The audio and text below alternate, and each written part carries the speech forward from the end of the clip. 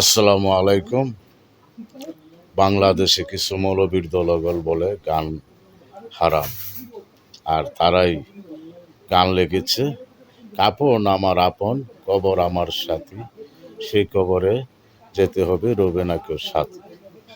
আরে কাপন তোর আপন, কাপন তো একটা ডাক না, শরীরের ডাক না দিয়ে দিই। কাপন কিসের আপন? নবীজি হইল আমাদের আপন, নবীজির উম্মতের আপন হইল নবীজি।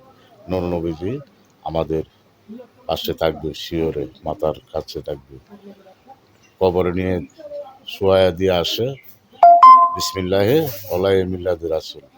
এটি শুনতে পারে না এই অহাবি মৌলবীরা। ওই মৌলবীরা বলে বিসমিল্লাহ নামায় তুই আয় ফেরত জলদি, জটপট করে ওদেরকে ধরবি আর যাইলে। এই নাফরমানের দলবল বলে জটপট তো এরপরে বিসমিল্লাহ, আর বিসমিল্লাহ ওলাই মিল্লাদে রাসুল বললে ওদের মিজাজ গরম হয়ে যাবে। নাফরমানের দলবল। নবীজি আমাদের আপন, কাপন আপন না, কবরের সাথী না, নবীজি আমাদের সাথী সব সময়। কবরে পৌঁছে রাতে হাসরে মিজানে নবীজি আমাদের পাশে থাকবে। আর আল্লাহর অলিগণ থাকবে, যেমন অ্যাডভোকেটের সাথে মরি থাকে, তেমনিভাবে আল্লাহর অলিগণ নবীজির পাশে থাকবে। আল্লাহর অলিগণ, আল্লাহর অলিগণকে ছোট করে কথা বলো, নবীজিকে ছোট করে কথা বলো। তোমরা এজিদের বাহিনী, এজিদ বাহিনী তোমরা। এই যে এখন বর্তমানে ইসরায়েলে হামলা করতেছে ইরানের পক্ষে তোমরা একদিনও আন্দোলন করলে না। ফিলিস্তিনের পক্ষে আন্দোলন করেছে। ইরান যা হামলা করতেছে, ইরানের পক্ষে হয়তো আন্দোলন করলে না। তোমরা কোন নবীর উম্মত? হ্যাঁ, ওরা ইরাকে হযরত আলীকে মানে, সেই জন্য তোমরা আন্দোলন করো না।